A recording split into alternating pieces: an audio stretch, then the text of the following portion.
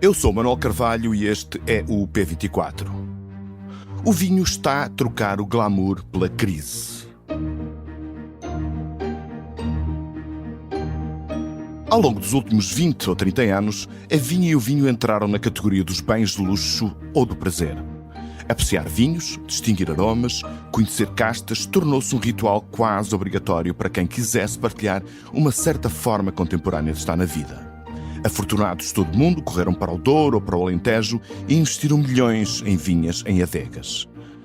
O consumo cresceu, os preços também.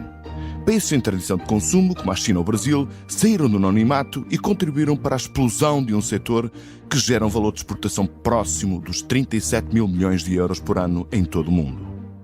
Nos últimos anos, o vinho não deixou de estar na moda. Mas depois de um auge em 2007, passou a estar menos na moda. A procura global reduziu-se. No ano passado, o mercado chinês caiu mais de 20%. Na Europa e nos Estados Unidos, as pessoas consomem menos. Em 2023, engarrafaram-se menos 800 milhões de garrafas em comparação com a média dos anos anteriores. A exportação portuguesa ressentiu-se, embora menos do que a dos seus concorrentes mais próximos. O mercado interno, impulsionado pelo turismo, ainda assim continuou em baixa. A quebra na procura global, associada a anos de grandes produções, criaram um problema grave ao setor, o dos excedentes. Em Portugal, o vinho já não dá de comer a 1 milhão de portugueses, mas continua a ser uma âncora crucial da economia agrária e o sustento de amplas regiões do país. A crise da quebra da procura e da geração de excedentes está a levar milhares de produtores e de empresas aos limites. O escoamento através de sucessivas destilações de crise pagas pela União Europeia são uma aspirina que não resolve o problema estrutural. Em França, discute-se a necessidade de arrancar 100 mil hectares de vinhedo.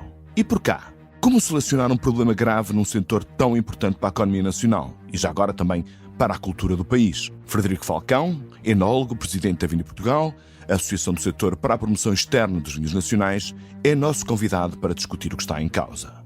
Este é o P24, o seu dia começa aqui. Frederico Falcão, bem-vindo ao P24. Onde é que podemos encontrar respostas para a quebra continuada do consumo de vinhos mundo fora? A inflação e as campanhas anti-alcoólicas explicam tudo? Bom, muito obrigado pelo convite, com muito gosto que aqui estou.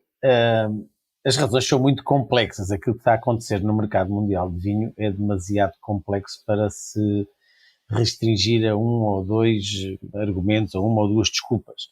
Portanto, nós temos desde logo mercados como o Canadá, onde de facto estas campanhas erradas da OMS sobre o consumo moderado de vinho estão a levar a um decréscimo no consumo de vinho. Temos países como os Estados Unidos, em que não há tanta preocupação com estas mensagens da OMS. A preocupação é diferente, os jovens procuram bebidas diferentes. Por um lado, porque não se adaptam muito bem ao sabor do vinho, procuram outro tipo de bebidas, como aquelas que nós chamamos de ready to drink, ou até destilados, ou bebidas não alcoólicas, e há um fator verba disponível, dinheiro disponível. Os jovens não têm dinheiro para consumir vinho, porque o vinho é caro. Depois temos o Brasil a crescer muitíssimo e que vai continuar a crescer. Temos na Europa vários países que retraíram o consumo por via da inflação. Portanto, quando a inflação começa a subir, os consumidores começam-se a retrair no consumo de vinho. É algo que está no seu subconsciente. Ficam preocupados quando veem a crescer a inflação e cortam no que não é essencial. E temos países como Portugal, onde de facto o aumento das taxas de juros impactou muito a bolsa dos portugueses e, portanto, naturalmente cortam naquilo que não é essencial, e o vinho sofreu um bocadinho com isso, daí que tivéssemos tido uma quebra em 2023. Em Portugal, tanto a quebra não é significativa por causa do impulso do turismo, não é? Ainda assim caímos 50 milhões de litros, porque nós consumimos em 2022 cerca de 600 milhões de litros e em 2023 550. Portanto, caímos 50 milhões de litros e não caímos mais, porque dizia muito bem, porque temos este efeito de turismo, que os turistas, quando chegam a Portugal, são surpreendidos pela qualidade dos vinhos e pela sua boa relação qualidade-preço e consomem muito vinho em Portugal. Só por isso é que a queda aqui não foi maior. O que lhe parece que está a acontecer? Isto é apenas uma conjuntura ou o setor vai ter que viver com esta tendência em baixa durante os próximos muitos anos? Eu creio que estamos numa altura difícil em termos de conjuntura. Em Portugal nós tivemos uma quebra destes tais 50 milhões de litros de consumo, tivemos uma pequenina quebra nas exportações, e, portanto, não é por aí que o problema se põe, mas tivemos uma colheita muito grande, a colheita anterior foi uma colheita muito grande, em 2023, e temos tido demasiada importação de vinho a granel, a baixo preço, sobretudo de vinho de Espanha. Portanto, se fizermos as contas, nós somos deficitários em vinho. Portanto, nós temos que importar algum vinho porque aquilo que produzimos não é suficiente. Só que estamos a importar demasiado. E, portanto, 300 milhões de litros, não é? Cerca de 300 milhões de litros. E, portanto, por estarmos a importar demasiado vinho, está-nos a criar um problema em Portugal. Portanto, eu acredito que em Portugal é um problema mais conjuntural do que estrutural, porque nós não produzimos em excesso, não temos vinho em excesso. Portanto, o problema é o excesso das importações, mas a qualquer momento o próprio setor pode deixar de importar tanto vinho e o problema fica resolvido. Mas depois temos, de facto, países que têm vindo a cair em termos de consumo de vinho, e eu creio que não é tanto conjuntural, será mais estrutural. E aqui refiro, por exemplo, o Canadá. O Canadá tem umas campanhas fortes anti-álcool e tem umas campanhas fortes a estimular o consumo da cannabis, que é uma coisa um pouco estranha, mas penso que o Canadá está a ir num caminho que seguramente nos próximos anos não vai inverter esta tendência de queda. E temos a China, por exemplo, que está em queda desde 2017 e que muito afetou alguns países, não tanto Portugal, mas França está com graves problemas e uma das causas é a queda do mercado chinês, ou a Austrália, ou o Chile, que também tem fortes quebras, muito influenciados pela quebra da China, e aí também, no caso da China, creio que é um problema mais estrutural e não conjuntural. Portanto, há aqui diferentes realidades, mas acredito, pelo menos na realidade de Portugal, que é um problema de momento, de conjuntura mais negativa, mas que seguramente vamos, em conjunto, encontrar caminhos para resolver os problemas que temos aqui. O setor português tem manifestado nos últimos muitos anos uma forte vocação exportadora. E no ano passado, como disse, e bem, teve uma ligeira quebra, portanto, no seu volume de exportação, bastante abaixo da média internacional. Mas, de qualquer forma, portanto, isso também aconteceu, em boa parte, à custa do sacrifício do preço médio. E nós sabemos que para o setor, e para o Frederico Falcão em particular, a valorização dos vinhos de Portugal tem sido um dos fatores mais importantes da vossa estratégia. Este recuo do preço médio significa, portanto, que vamos passar mais alguns anos amarrados a esta imagem de um país de vinho barato? Bem, eu espero que não. Atenção que as exportações no ano passado caíram em volume e caíram em valor, mas com uma ligeira subida de preço médio. Uma coisa muito marginal, estamos a falar de uma subida de 0,66%, que é uma coisa muito pequenina. Este ano, no primeiro semestre, sim, estamos a verificar uma queda grande em termos de preço médio, uma queda acima dos 6% de preço médio, e, portanto, a inverter aquela que era a nossa tendência de subida, quer no valor total das exportações, quer no preço médio. É importante frisar que nós exportamos quase 50% daquilo que produzimos. Em média são 46%, 47% daquilo que nós produzimos é exportado. Portanto, o nosso caminho nunca pode ser o de exportar muito mais volume. O nosso caminho tem que ser exportar mais em valor, subindo o preço médio, trazendo sustentabilidade ao setor. Claro que no momento que nós estamos a viver, 2024, com as adegas com muitos estoques, há uma grande pressão para baixar preços. E isso está-se a ver em termos de exportações, que o preço médio caiu muito, o que para nós é preocupante.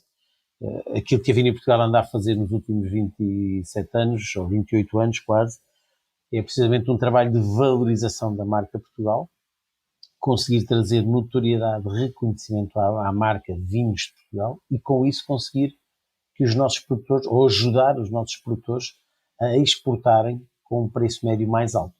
Naturalmente que aquilo que estamos a ver este ano é uma preocupação, esperamos que seja conjuntural, esperamos que possamos em breve, regularizadas as situações dos estoques, possamos em breve continuar o nosso caminho de valorizar os vinhos portugueses. Os excedentes de que falou, portanto, são uma ameaça para o setor. Fala-se na ruptura iminente de muitas empresas, algumas delas até bastante conceituadas. Portanto, isto é sintoma de que o setor de vinho em Portugal vai ser, por pressão da conjuntura, sujeito a uma reestruturação que, em alguns casos, pode ser bastante dolorosa. Sim, infelizmente tememos que isso possa vir a acontecer, e isso seguramente irá acontecer em alguns produtores. Esperemos que a dimensão não seja muito grande. Nós estamos a ver esse problema não só em Portugal.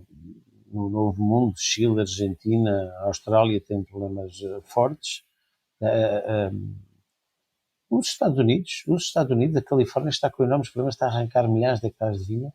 E aqui mais ao lado temos também França e Espanha com grandes problemas destes, que naturalmente vão afetar alguns produtores. Infelizmente, esta situação não é fácil, vai ser dolorosa para muitos.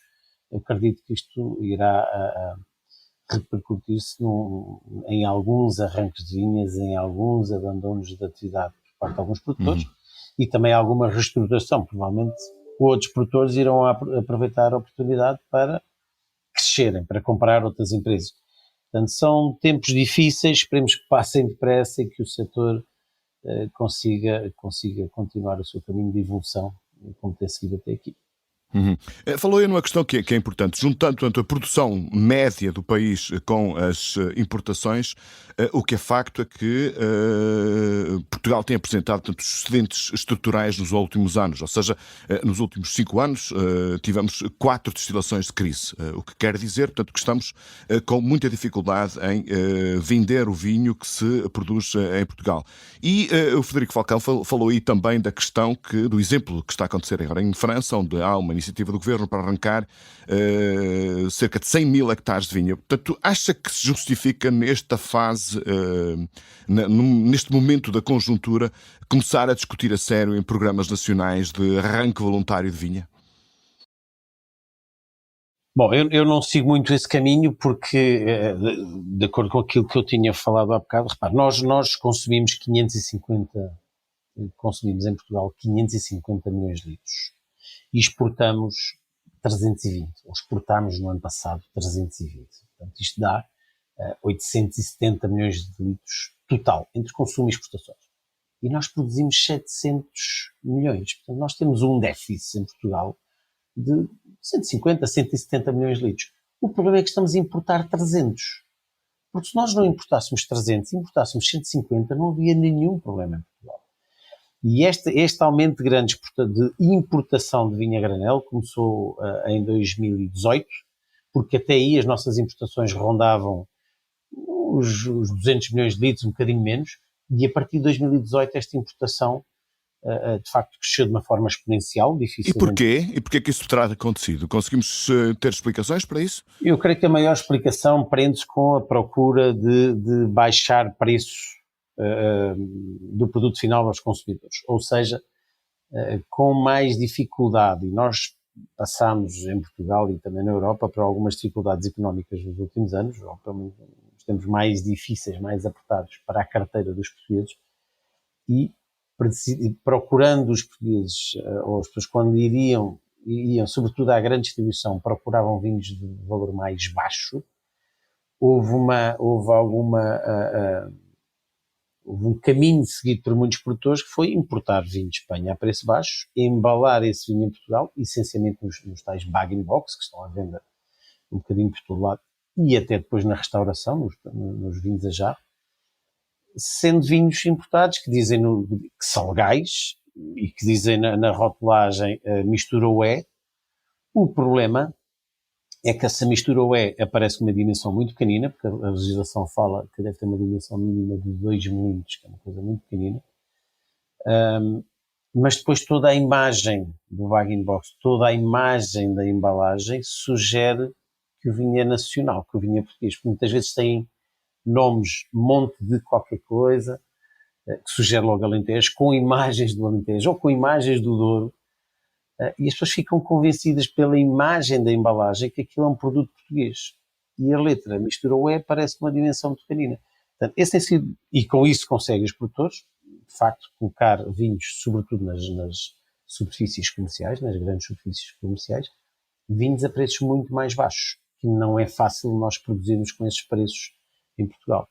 Enfim, é um caminho, é legal, aquilo que nós contestamos é que o consumidor é livre de consumir o produto que quer, obviamente, mas deve ser informado e não deve ser iludido em erro. Ou seja, a dimensão das letras sobre a origem do produto deveria ser diferente e as imagens que estão nas embalagens não deveriam iludir o consumidor. Portanto, deverá haver aqui algum controle. Havendo esse controle, não me parece que Portugal precise de seguir o caminho de arrancar vinhas ou de continuar no caminho da destilação de vinhos.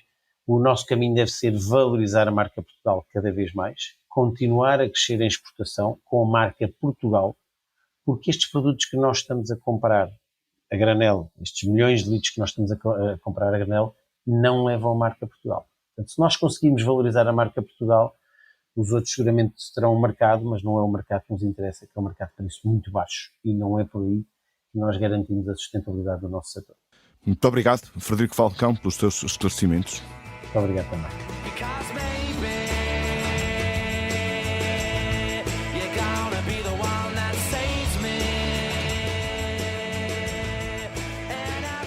Os irmãos Noel e Liam Gallagher fizeram as pazes e 15 anos depois, os fãs do Oasis recebem uma boa nova. A banda está de regresso no próximo ano. De certeza em 14 datas no Reino Unido e na Irlanda, mas não está fora de causa a possibilidade de concertos no continente europeu ou nos Estados Unidos. Os outros, os que acham graça ao conformismo da Britpop ou condescendem com o rock da Licor Doce, encolherão os ombros. Ou compreenderão as tréguas entre os irmãos e o regresso da banda. Uma data de concertos esgotados, com bilhetes a preços atuais, desfazem todas as inimizades. De resto, os fãs perdoam tudo em nome da saudade que se mata. Os bilhetes da próxima turnê começam a ser vendidos às 9 horas do próximo sábado. O P24 regressa amanhã. Tenha um bom dia. O P24 é um podcast do Público com música original de Ana Marques Maia.